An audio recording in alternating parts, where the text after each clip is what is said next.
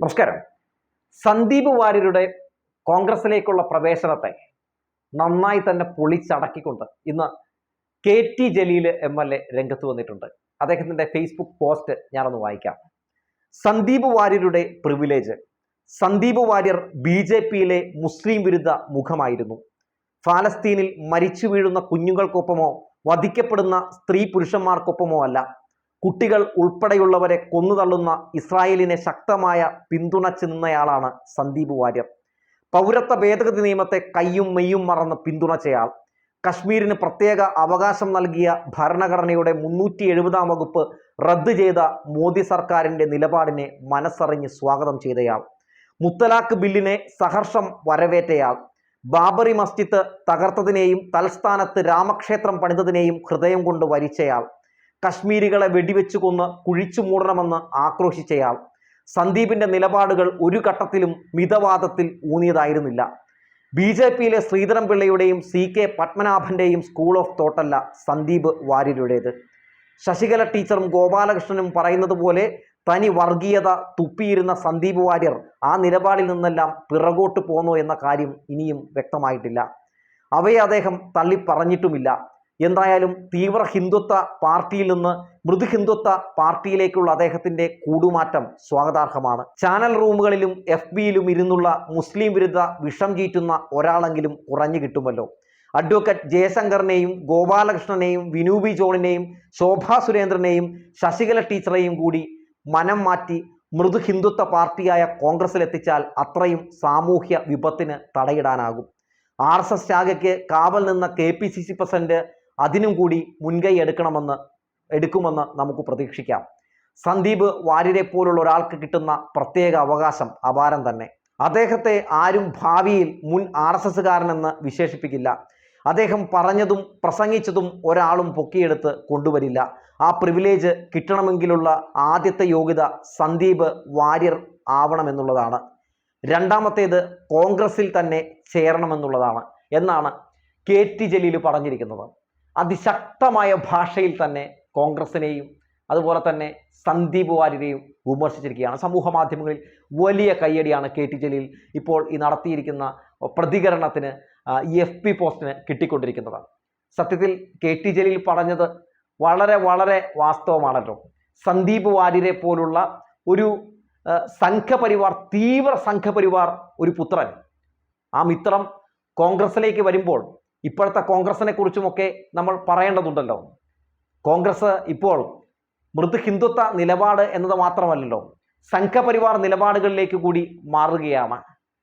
ഒരു രീതിയിലും ഇന്നിൻ്റെ കോൺഗ്രസിനെ അംഗീകരിച്ചു കൊടുക്കാൻ കഴിയാത്ത ഒരവസ്ഥയിലേക്ക് കോൺഗ്രസ് വികാരം ഉൾക്കൊണ്ട് നടക്കുന്ന ആളുകളെ പോലും കൊണ്ടുപോയി എത്തിച്ചിട്ടുണ്ട്. സന്ദീപ് വാര്യരുടെ കോൺഗ്രസിലേക്കുള്ള പ്രവേശനവുമായി ബന്ധപ്പെട്ട് കോൺഗ്രസിനെ കോൺഗ്രസാക്കി മാറ്റിയ K കരുണാകരന്റെ മകനായിട്ടുള്ള K മുരളീധരൻ പോലും അതിശക്തമായ ഭാഷയിൽ വലിയ രീതിയിൽ തന്നെ വിമർശിച്ചത് നമ്മൾ കണ്ടതാണ്.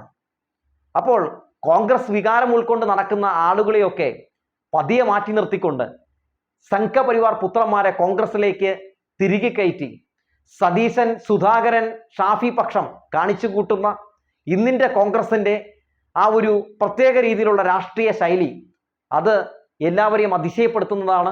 അത് ചർച്ച ചെയ്യപ്പെടേണ്ടതാണ്. ഈ പോക്ക് എങ്ങോട്ടാണ് എന്ന് ചോദിച്ചാൽ ഞാൻ അധികമൊന്നും പറയേണ്ട കാര്യമില്ല.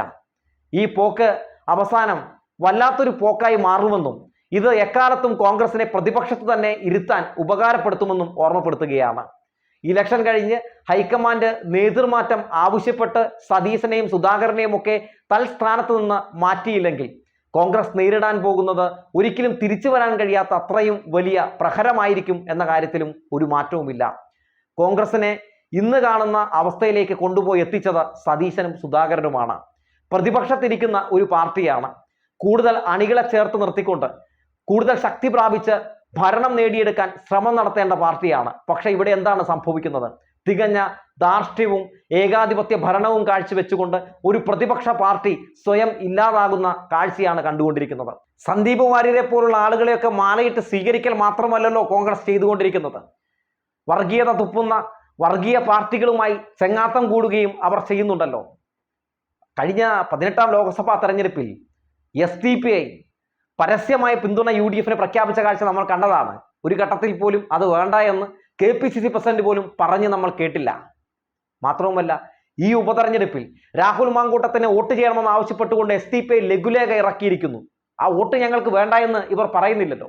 കഴിഞ്ഞ ദിവസം 24 ചാനലിലെ ഒരു അവിടെ നടത്തിയ ഡിബേറ്റ് കാണാനിടയായി.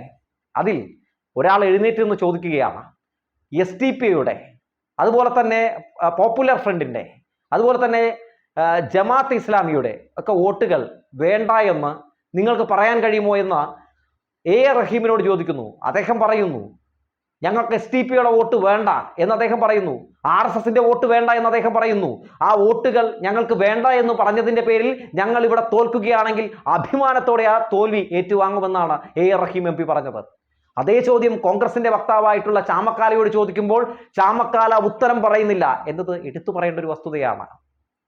മാത്രവുമല്ലല്ലോ, RSSന്റെ ശാഖയ്ക്ക് കാവൽ നിന്നിട്ടുണ്ട്, ഞാൻ എപ്പോൾ വേണമെങ്കിലും BJPയിലേക്ക് പോകും എന്ന് പറയുന്ന ഒരു KPCC പ്രസിഡന്റ് അല്ലേ കോൺഗ്രസിന്റെ താക്കോൽ സ്ഥാനത്തുള്ളത്? ആലോചിച്ച് നോക്കണം. കോൺഗ്രസിന്റെ താക്കോൽ സ്ഥാനത്തിരിക്കുന്ന ഒരു വ്യക്തി നടത്തിയ പ്രതികരണമാണ്. ഗോൾവാക്കറുടെ ജന്മശതാബ്ദി ദിനത്തിൽ ആ പരിപാടി ഉദ്ഘാടനം ചെയ്യാൻ വേണ്ടി ആരെയാണ് തിരഞ്ഞെടുത്തത്? പ്രതിപക്ഷ നേതാവ് VD സതീശനെ. അദ്ദേഹം ആ പരിപാടിയിൽ പങ്കെടുത്തില്ലേ? ആ പരിപാടി ബഹിഷ്കരിച്ചില്ലല്ലോ. അവിടെ ചെന്ന് ആ നിലവിളക്കിന് തിരികൊളുത്തി ഗോൾവാക്കറുടെ മുമ്പിൽ ഒരു നാണവുമില്ലാതെ നടുകുനിച്ചു നിന്ന ചിത്രങ്ങൾ ഇപ്പോഴും സമൂഹ മാധ്യമങ്ങളിൽ കാണാൻ സാധിക്കും. അങ്ങനെയുള്ള നിലപാടുകളൊക്കെ സ്വീകരിച്ചിട്ടുള്ള ആളുകളല്ലേ ഇപ്പോൾ കോൺഗ്രസിലുള്ളത്. അപ്പോൾ KT ജലീൽ പറയുന്ന കാര്യങ്ങൾ ഇപ്പോൾ ഈ നടത്തിയിരിക്കുന്ന ഈ കുറിപ്പ് അത് എന്തുകൊണ്ടും കോൺഗ്രസിനും ഈ പറയുന്ന സന്ദീപ് വാര്യനും ഒക്കെ ചേരുന്നതാണ്. ഒക്കെ ചങ്ങായിമാരാണ്, ഒരു നാണയത്തിന്റെ അകവും പുറവുമാണ്. അത് നമ്മൾ കണ്ടുകൊണ്ടിരിക്കുകയാണ്. എന്തായാലും കോൺഗ്രസിന് ഇങ്ങനൊരു അവസ്ഥ വന്നല്ലോ എന്ന് ആലോചിച്ച് പണ്ട് കോൺഗ്രസിന് വേണ്ടി കൊട്ടിപ്പിടിച്ച് നടന്ന പല നേതാക്കളും സങ്കടപ്പെടുന്നുണ്ടാകും. ഉമ്മൻചാണ്ടിയൊക്കെ ജീവിച്ചിരുന്നുവെങ്കിൽ ആ കൊടി കെട്ടണ വടിയെടുത്ത് അടിച്ചു ഓടിച്ചാണ് എന്ന് പറഞ്ഞു വെച്ചുകൊണ്ട് നിർത്തുകയാണ്.